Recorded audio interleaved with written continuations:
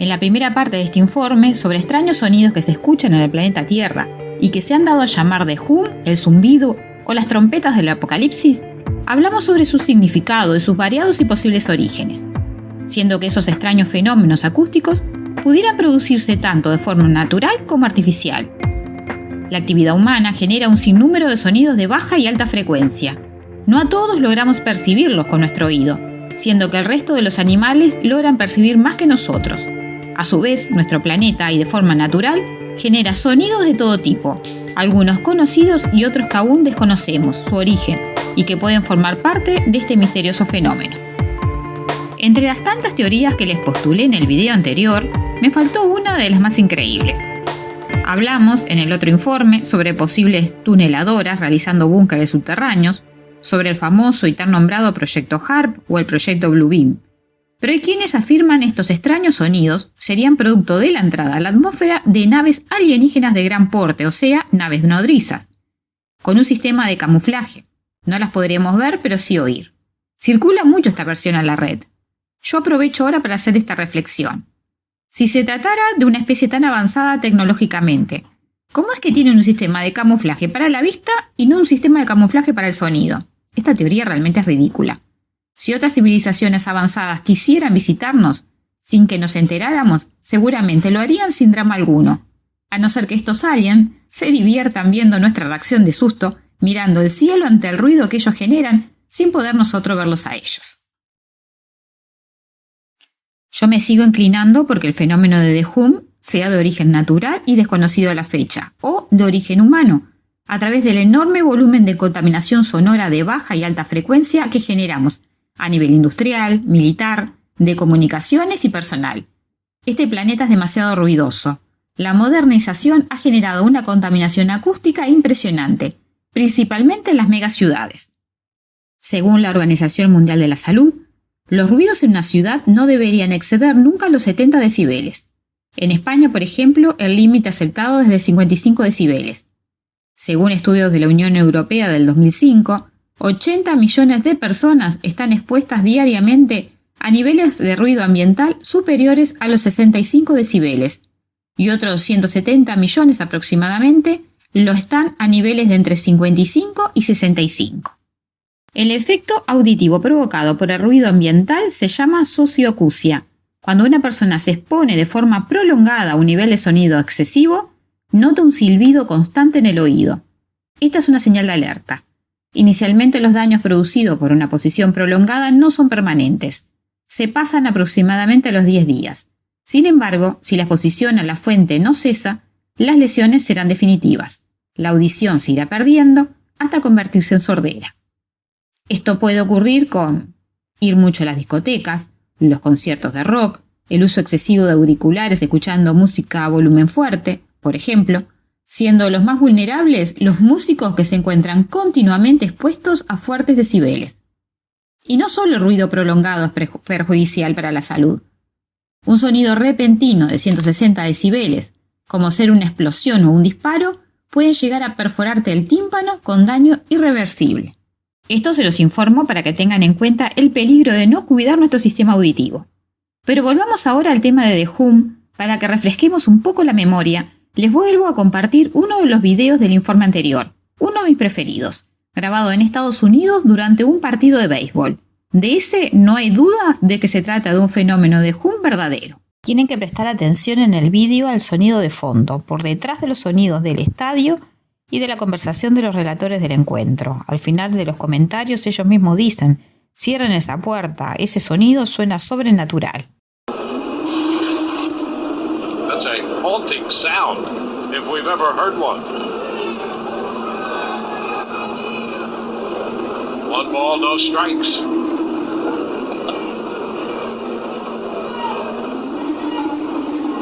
And the bunt is foul. The count is 1-1. And what could that possibly mean? Somebody shut the door. It sounds supernatural. Pero si de fenómenos acústicos misteriosos nos referimos, el planeta Tierra nos tiene reservadas otras sorpresas, como por ejemplo el llamado upsweep. Este extraño sonido fue captado por hidrófonos de la NOAA durante un sistema de vigilancia sónico en el Océano Pacífico Sur. Por lo que pude ver, al rastrear la ubicación geográfica, se encuentra cerca del Círculo Polar Antártico, cerca de una zona de actividad volcánica, pero al momento no se le ha vinculado con este tema. El sonido se ha repetido desde el año 1991, cada vez con menor intensidad y en los meses de otoño y primavera. Tiene realmente intrigados a la comunidad científica.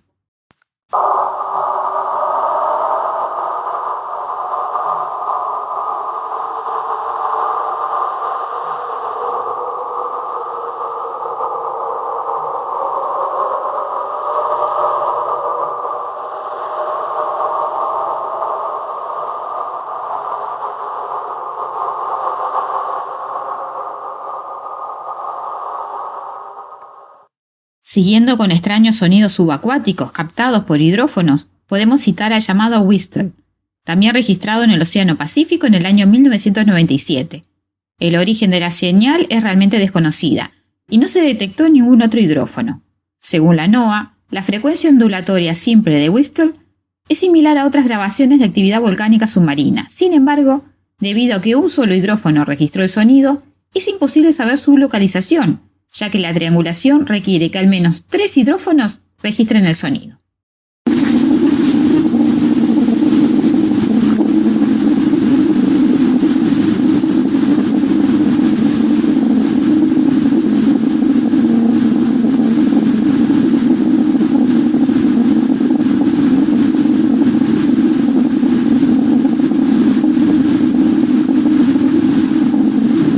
Mismo año la NOAA vuelve a captar otro extraño sonido en el Océano Pacífico Sur, al oeste de Sudamérica, el cual se le llamó bloop. Se supuso que se trataría de un criosismo o ruptura de icebergs, pero otros científicos lo refirieron a una grabación de origen animal y aún más fuerte que la del mamífero marino más grande que existe, la ballena azul.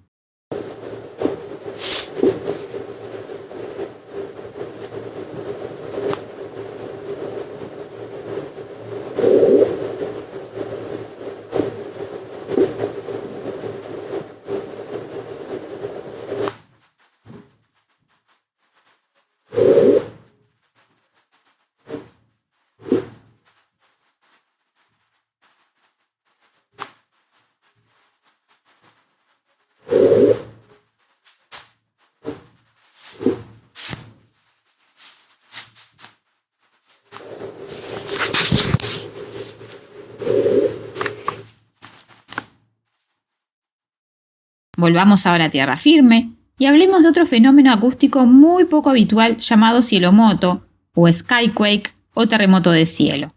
El cielomoto consiste en una fuerte explosión y o implosión en el cielo, similar o mayor al sonido provocado por un avión al romper la barrera del sonido. Hasta el momento los científicos no han podido dar una explicación lógica de cómo y por qué se forma. Los cielomotos pueden ocurrir en cualquier parte del mundo, pero en los Estados Unidos, América del Sur y Australia se han dado la mayor cantidad de registros a la fecha. Los ciudadanos dicen escuchar de repente y bajo perfectas condiciones atmosféricas un sonido tipo estruendo o trueno que hasta hace vibrar los cristales de las ventanas, siendo mucho más largo en duración que el de un trueno común. Nuevas teorías apuntan a la liberación de yacimientos de metano de los océanos capaces de producir grandes estruendos. La hipótesis asienta en la premisa de que los cielomotos se han registrado mayoritariamente en zonas costeras. Otra posible explicación científica aceptada dice que cuando capas de aire frío y caliente colisionan con una contra la otra, generan una explosión de importante intensidad y duración. El 15 de febrero de 2010, a las 6:30 am, se sintieron fuertes estruendos en varias zonas de Uruguay. Según quienes vivieron el fenómeno, explicaron que sintieron ruidos fuertes y temblores en una franja de varios kilómetros. El meteorólogo uruguayo Nubel Cisneros lo asoció en ese momento a un cielomoto. Misma explicación dio el también meteorólogo uruguayo Guillermo Ramis, mientras que para el meteorólogo Diego Vázquez Menos podría tratarse de un avión que rompió la barrera del sonido. Como pueden ver, los fenómenos acústicos mundiales son variados y asombrosos.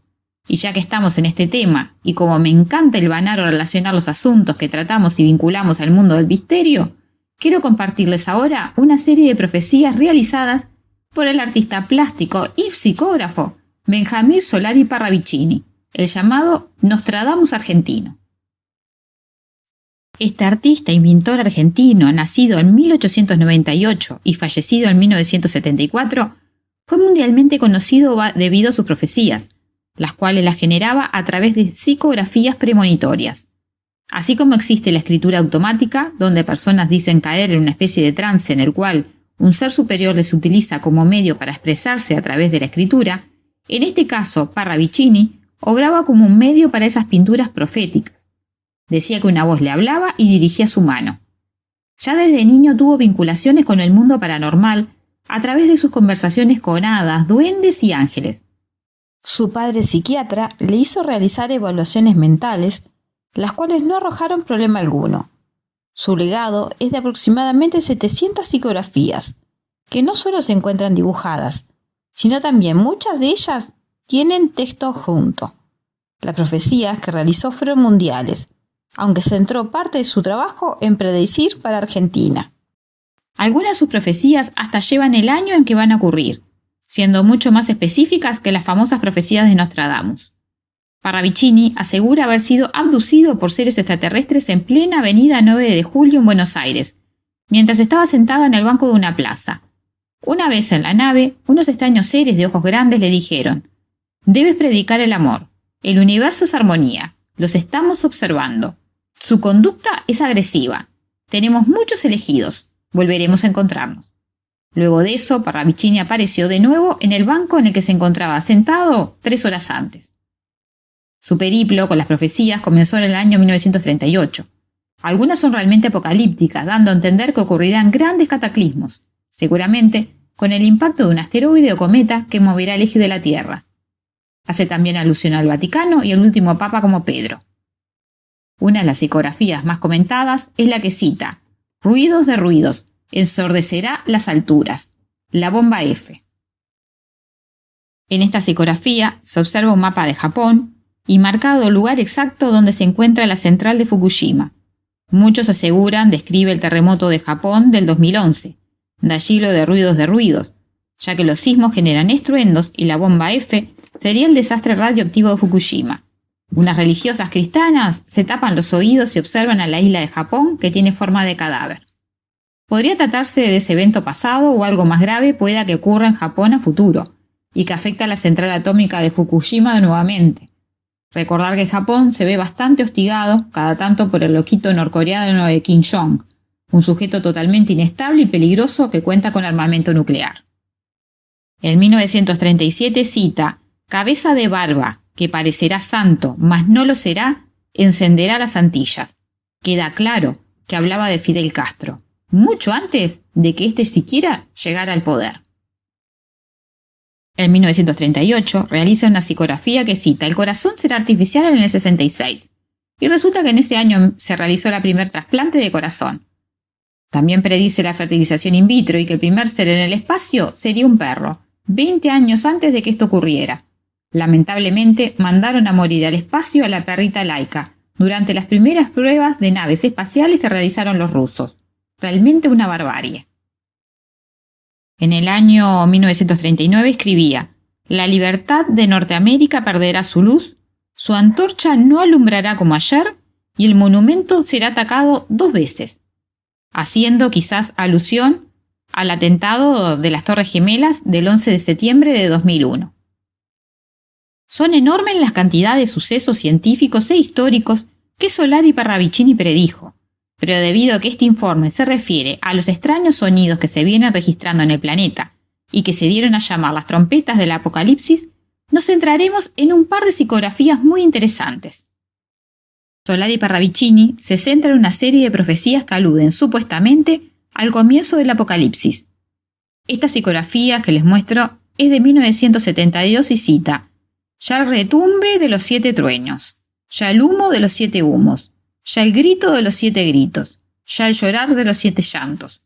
Podría perfectamente estar relacionado esto al libro de las Revelaciones escrito por San Juan, último libro del Nuevo Testamento y de la Biblia cristiana, que cita sobre la rotura de los 7 sellos y el sonar de las 7 trompetas que anuncian el comienzo del apocalipsis, lo cual se los resumí al comienzo del primer informe sobre The Who. Continuamos con la psicografía que dice: «La hora 10 trae el comienzo del fin. La hora 11, el fin sin fin. La hora 12, el fin del fin hasta el principio. Parece ser una figura como con sotana que camina, como con un libro o cuaderno. Muchos intérpretes dicen que podría estar refiriéndose Solari Parravicini al año 2010, 2011 y 2012, que el comienzo del fin se iniciaría en el 2010.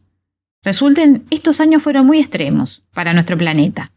Recuerden que en enero del 2010 ocurría un trágico terremoto en Haití de magnitud 7 que dejaba de saldo de 300.000 personas fallecidas y de 350.000 heridos, siendo que más de 1.5 millones de personas se quedaron sin hogar, resultando una de las catástrofes humanitarias más graves de la historia de ese país.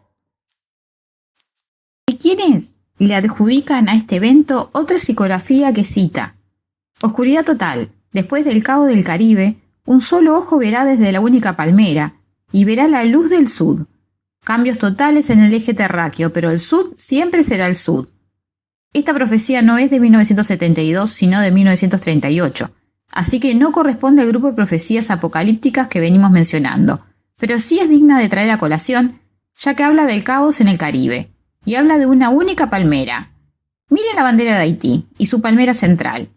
Perfectamente la psicografía de Benjamín podría referirse a Haití, que además aparece la palmera sobre un trozo oval como de tierra que podría estar representando la forma de la isla y tal vez el corrimiento del eje terrestre. Igualmente yo me inclino más a que sea la caída de un meteorito o asteroide en la región de las Antillas, que deje el cielo a oscuras y que debido al impacto se genere un corrimiento del eje terrestre. Haría alusión tal vez a unos pocos o ningún superviviente, el único ojo que él nombra. Recordar que las profecías del libro de Apocalipsis hacen mención a la caída de meteoritos o asteroides, así que podría estar no relacionado al enorme sismo que azotó Haití en el 2010, sino a un acontecimiento que aún no ha sucedido. Regresemos a la anterior psicografía que veníamos tratando de descifrar y hablemos de la hora 11, el fin sin fin. Cuando nos comenzábamos a recuperar del terrible impacto del terremoto de Haití y sus miles de muertos, ocurre el megaterremoto de Japón en marzo del 2011, más precisamente un día 11. Uno de los sismos más fuertes del que se tenga registro en nuestro planeta, de magnitud 9. Si bien el sismo no produjo mayores problemas en la isla, debido a la excelente infraestructura antisísmica que poseen, el tsunami posterior barrió con gran parte de la región costera japonesa, generando unos 17.000 muertos. El año 2012 podría estar referido en la psicografía que veníamos analizando como el fin del fin que cita Parravicini, relacionándose al final del calendario maya del 21 de diciembre de 2012, un año cargado de simbolismo profético para muchos y de enormes temores por el futuro. Continuemos con una nueva psicografía. Ruidos en las entrañas del mundo, ruidos en su cobertura, ruidos en los hombres, porque es la hora 10, en el castigo. Esta también es una psicografía de 1974 y puede estar relacionada al comienzo de los registros cada vez más frecuentes del fenómeno de Dehum o el zumbido. Justamente el furor del tema arrancó en el 2011. Y continuamos con una nueva psicografía. Ya el ruido ensordece al hombre, el mundo que cae, ya el frío le congela, ya el humo le asfixia, ya la niebla le confunde. Llega el fuego. Recordar que en la época de Benjamín no existía el concepto de cambio climático y el desbarajuste que vivimos hoy en día con el clima. Justamente a partir del 2010 fueron incrementando año a año los fenómenos extremos a lo largo del planeta. Ya la hora de las 3 horas, en la era de los 3 tiempos, comenzó. Ya la hora 11 es en el cambio, en el primer cambio. Es en el canto de los 7 cantos, en el elegido de los 7 elegidos, en el destino de los 7 destinos. Se sigue haciendo alusión así a las profecías del libro del Apocalipsis. Ya la hora 12 es en el cambio del cambio, en el premio de los 7 premios, en el final del final de finales, en el principio del principio en principio, porque llegará el canto en luz, porque llegarán los justos, porque llegará el sol, porque llegará el amor, porque llegará Jesús. En esta psicografía lo que me llama la atención es la frase porque llegará el sol. En muchas culturas, el sol se identifica con el Dios supremo, creador de los hombres. No en un contexto religioso católico, sino que engloba a creencias mucho más antiguas. Mismo la religión católica hace referencia a esto de forma encubierta en sus imágenes de Jesús con un sol en la cabeza. Esto tal vez tome de sorpresa a más de un católico, pero en realidad no se sabe cuándo nació Jesús. No fue un 25 de diciembre. Esta fecha fue establecida en el hemisferio norte durante el solsticio de invierno. Los primeros cristianos adoptaron este día para celebrar el nacimiento de Jesucristo a partir de la segunda mitad del siglo III, porque el 25 de diciembre se celebraba en el Imperio Romano el día del nacimiento del Sol Invicto, la victoria de la luz sobre la noche más larga del año. Después del Edicto de Milán del 313, se adoptó a mediados del siglo IV, de manera más oficial, el 25 de diciembre como el día de nacimiento de Jesucristo. Se los voy a explicar teniendo en cuenta un ritual de la cultura inca que lo describe perfectamente. En mi video sobre Machu Picchu verán que este tema está referido. En la cima de la ciudadela Machu Picchu se encuentra el Intihuatana, un reloj solar, altar y objeto de culto para los incas. Esa roca perfectamente tallada, junto a la que muchos turistas pasan de largo sin tener el mínimo conocimiento de su importancia, era clave para los incas. El día del solsticio invernal del 21 de junio se realizaba el Inti Raymi, o festividad del sol.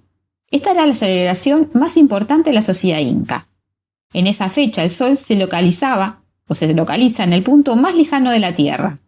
Así los incas transmitían su temor en cuanto a que su Taita Inti o Padre Sol pudiera abandonarnos. Por tal motivo se realizaban diferentes rituales para pedir al sol no marcharse más lejos. Simbólicamente ellos ataban al sol al Intihuatana para regresarlo hacia la tierra.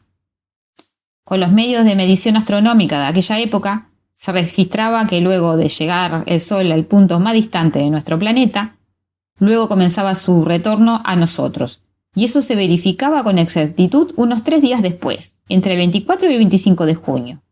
Por eso las festividades incaicas duraban una semana. Se celebraba el retorno del astro sol, del que se sabía dependían las cosechas. Lo mismo pasaba en el norte, pero el 21 de diciembre, ya que esa era la fecha donde el sol se veía más distante en el cielo. Se constataba el regreso del astro sol sobre el 24 y 25 de diciembre, y por ello las festividades al Rey Sol en el norte se producían en esa fecha. El sol, elemento vital para la vida que no nos abandonaba. Los cristianos utilizaron esto para darle vida a la leyenda del nacimiento de Jesucristo. Lo que en realidad se celebraba en las llamadas Navidades era la adoración al Rey Sol. Los egipcios no lo ocultaron, lo dejaron de manifiesto de forma contundente a través de su dios Ra o dios del sol. Atón era otra deidad solar del antiguo Egipto que representaba el sol en el firmamento. Era retratado como un disco solar que emanaba rayos, los cuales terminaban en manos. Se le consideró creador del hombre y de los animales. En tiempos del faraón Akenatón, Atón se convirtió en el único dios reverenciado de Egipto. Mitra era un dios solar con orígenes en Persia e India y que posteriormente formó parte del politeísmo del Imperio Romano. Durante el Imperio Romano, el culto a Mitra se desarrolló como una religión mistérica, o sea, aquella que presenta misterios que no se plantea explicar. Se realizaba su culto mediante sociedades secretas exclusivas masculinas. Gozó de especial popularidad en el ambiente militar.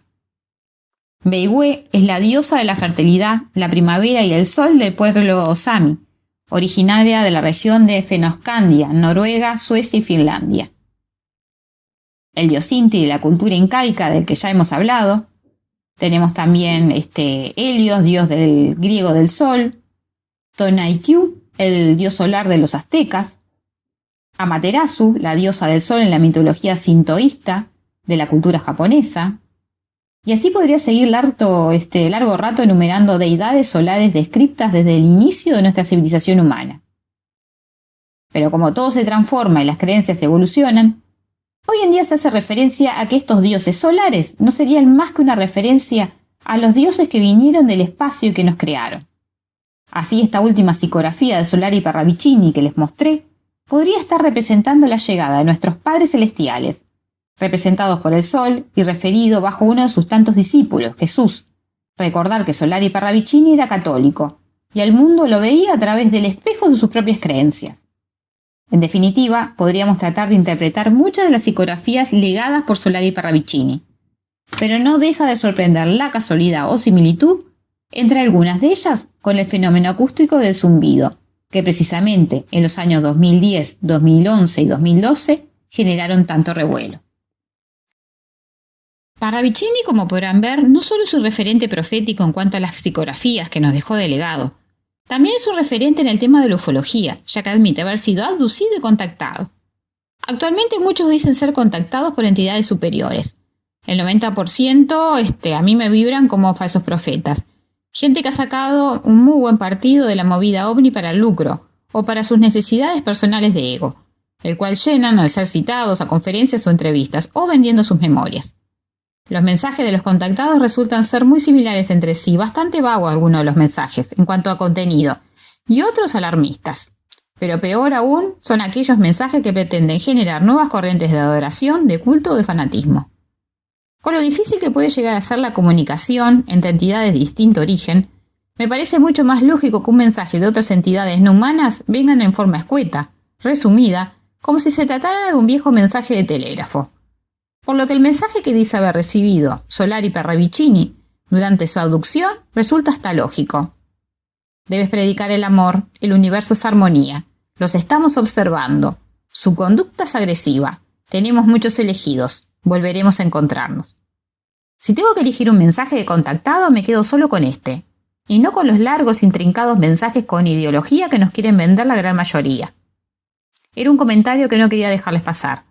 Tengan mucho cuidado con el tema del contactismo, es un gran negocio actualmente, y mucha gente cae de forma ingenua en consumir un producto de mercado popular. Sin contar que prácticamente todos los supuestos contactados no interaccionan entre ellos, lo cual me da más mala espina a todo este asunto. Parece ser no quiere uno meterse en el negocio del otro. Muchas veces hablan mal unos de otros, y hasta estos discurriendo en un mismo simposio no se dirigen la palabra. Triste y lamentable. Y tiene muchos seguidores, Las necesidades de creencia en algo superior del ser humano, eso jamás descansa. Como pueden ver, en este informe hemos tocado toda clase de temas, desde los fenómenos acústicos extraños que suceden en nuestro planeta, al tema de las psicografías, que seguramente muchos desconocerían sobre este tipo de dibujos o pinturas proféticas, la adoración al sol en las culturas humanas a lo largo de la historia. También seguramente muchos desconocían que el origen del nacimiento de Jesucristo el 25 de diciembre no tenía que ver con que estuviera registrado su nacimiento en ese día, sino a la adoración que ya en épocas mucho más antiguas, cuando reinaba el politeísmo, se tenía sobre la adoración al astro rey, que era el que generaba la vida en nuestro planeta. Espero que les haya quedado claro cómo se refiere el tema.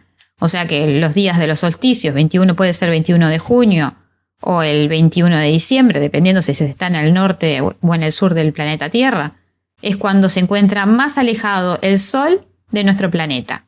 Y ahí era cuando los antiguos tenían ese miedo ancestral de que el Sol se siguiera retirando y que no nos alumbrara y que no nos diera vida.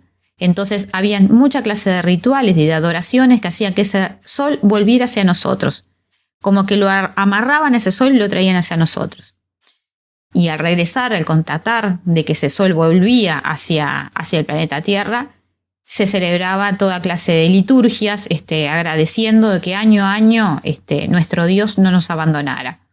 Por eso los 24, los 25, tanto de junio como de diciembre, son fechas claves desde siempre, desde el comienzo de la humanidad, desde que se empezó a estudiar todo lo que eran realmente los patrones de astronómicos.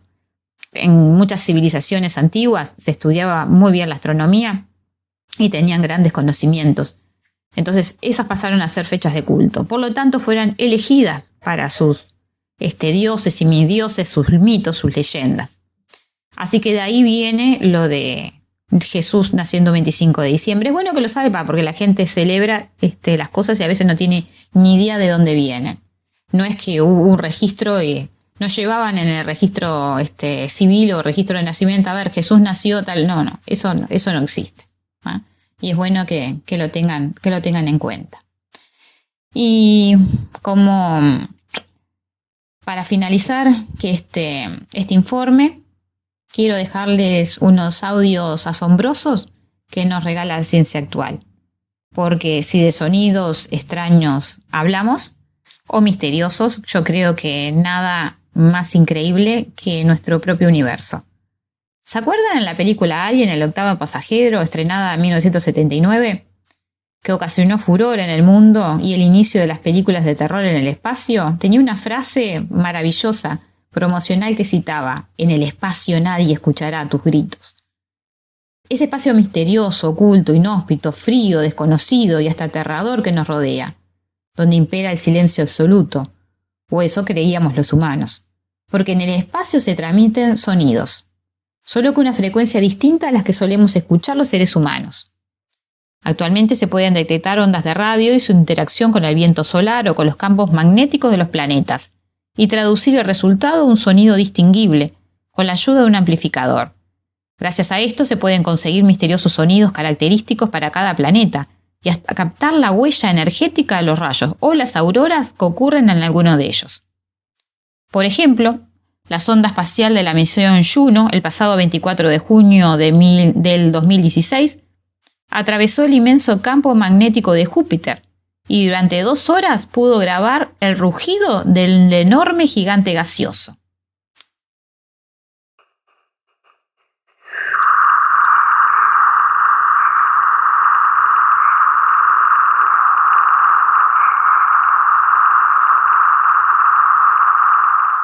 La sonda Galileo también captó extrañas ondas de radio procedentes de las cercanías de Júpiter, en concreto de la luna Ganímedes, en la que se cree que hay un océano bajo la superficie.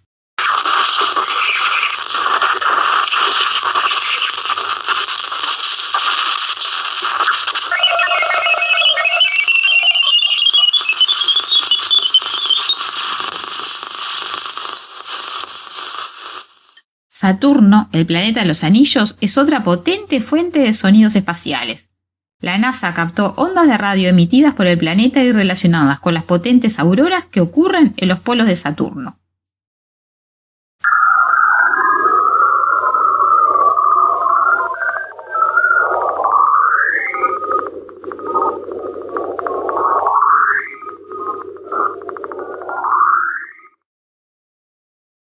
Pero también nuestro planeta emite sonido en el espacio exterior. ¿Quieren saber cómo sonamos?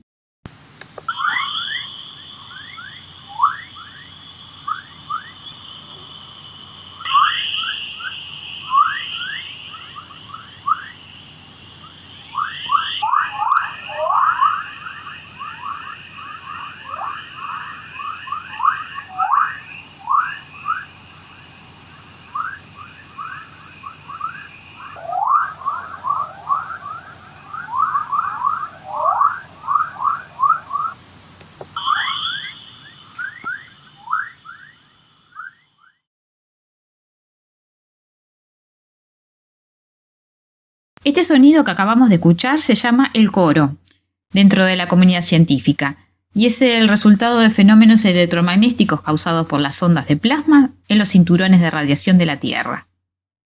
Como podrán ver, los fenómenos misteriosos acústicos del planeta Tierra son muy variados, tanto en aire como bajo el agua, y también lo son los que encontramos en el espacio exterior. Hicimos un recorrido bastante general pero interesante, escuchando en el primer informe las grabaciones de The Hum, el zumbido, así como en este segundo informe de grabaciones submarinas y del espacio exterior. Quería que vieran el fenómeno desde un abanico más amplio de posibilidades y no solo centralizado en las grabaciones de moda que circulan en YouTube, además de vincularlo a temas interesantes de comentar, como ser el tema de las profecías. Espero que este nuevo informe les haya gustado y gracias por tener paciencia, dado a mis múltiples actividades estas últimas semanas me han dejado con muy poco tiempo libre disponible. Sin contar de que en casa hay un nuevo rescatado de la calle, les cuento. Se llama UFO. Sus dueños no lo quisieron más, pernoctó durante 2 semanas en el frío del abandono, hasta que lo encontré semi-congelado y lastimado. Como ya tengo 5 gatos y una perra llamada Marina, no ha sido nada fácil la integración, especialmente con uno de mis gatos llamado Nemo, te adjunto foto. Pero UFO es buenísimo, ya lo hice castrar esta semana para que baje su nivel de territorialidad y de marcaje, motivos por los cuales fue expulsado de su antiguo hogar. Además de porque se trata de un cachorro inquieto, así que me tuve que concentrar en mis ratos libres a la interacción de la manada en casa, y cada vez que agarraba la computadora, les aseguro me surgió un imprevisto. Bueno, nos vemos si el universo lo permite en una semana, y si no, nuevamente me aguantan unos días para el siguiente informe. Saludos a todos y mil gracias por los comentarios y los deditos para arriba. Se agradece muchísimo.